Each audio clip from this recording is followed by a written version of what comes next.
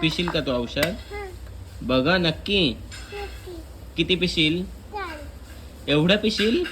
नक्की पिशील? माझ्याकडे बघून सांग, मी औषध पिल. म्हण, मी औषध पिणार आहे. हा, नक्की आणून देऊ? बरं आणतो, 2 मिनिट. एवढं औषध चालेल का तुला? हा, थांब मग आपण पिऊ. थांब, काढ औषध तुझं. बॉटलचं झाकण पी. आकर. पूर्ण आकर. पूर्ण आकर कर.